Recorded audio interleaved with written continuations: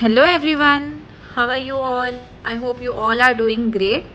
So without any further delay, let's get into a video. In the previous two videos, we had learned about Swar, Pratyahar and Maheshwar Sutra. In this video, we will be learning about व्यंजन.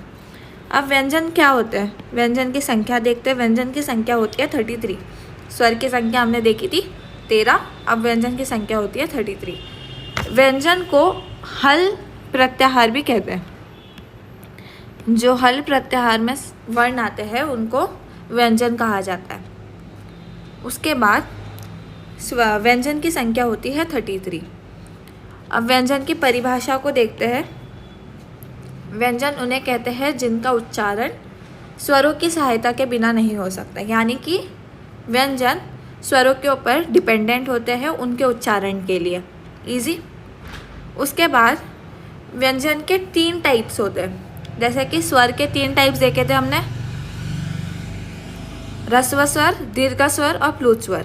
तो व्यंजन के ये 3 types होते हैं, स्पर्श, अंतस्थ और ऊष्मा. अब ये देखते हैं कि स्पर्श व्यंजन क्या होता है, अंतस्थ क्या होता है और ऊष्मा क्या होता है. तो स्पर्श व्यंजन में इस टेबल से ही देखते हैं हम. स्पर्श व्यंजन उन्हें कहा जाता है जो वर्णमाला में क से लेके म तक होते हैं. क से लेके म तक जो वर्ण आते हैं उनको स्पर्श व्यंजन कहा जाता है. अब आप देख रहे होंगे कि क, इस लाइन में क पहले आता है, इसमें च पहले आता है, इसमें ट, इसमें त और इसमें प. इसीलिए इनको नाम दिया जाता है क वर्ग, च वर्ग, ट वर्ग, त वर्ग और प वर्ग. उसके बाद दूसरा टॉपिक जो है, दूसरा पार्ट व्यंजन का, वो है अंतस्थ वर्ण. अंतस्थ वर्ण को यण प्रत्याहार भी कहा जाता है. मतलब इसमें यण प्रत्याहार के जो वर्ण होते हैं वो आते हैं, जो है य, र, ल, व. माहेश्वर सूत्र में यण प्रत्याहार के जो वर्ण होते हैं वो इसमें आते हैं, जो है य, र, ल, व. उसके बाद थर्ड टाइप है ऊष्मा वर्ण. ऊष्मा वर्ण को शल प्रत्याहार भी कहते हैं और ये होते हैं श, श, स, ह. तो आप जब वर्णमाला लिखोगे तो इसी सीक्वेंस में लिखना, क्योंकि ये सीक्वेंस आगे भी हमारे कुछ टॉपिक्स में काम आएगा. और जो क से लेके ह तक आते हैं उनको व्यंजन कहा जाता है और इनकी संख्या होती है 33.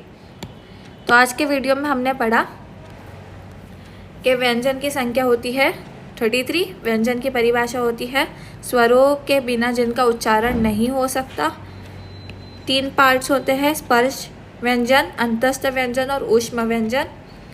स्पर्श व्यंजन क से लेके म तक होते हैं. अंतस्थ व्यंजन य, र, ल, व होते हैं और ऊष्मा व्यंजन श, श, स, ह होते हैं. स्वरों में पढ़ा था कि संयुक्त स्वर होते हैं 4, ए, ऐ, ओ और औ. उसी प्रकार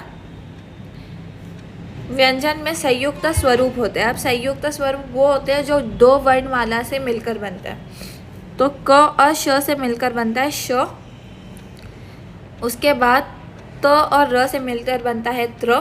ज और य से मिलकर बनता है ज्ञ. ठीक है.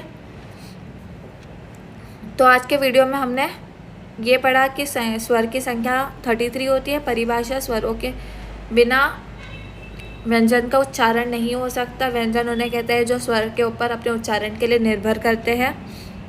3 पार्ट्स होते हैं, स्पर्श, अंतस्थ और ऊष्मा. स्पर्श में आते हैं क से लेके म तक.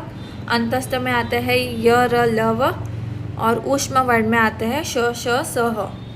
अगर आपको वीडियो अच्छी लगी हो तो do like, share, comment and subscribe to my channel.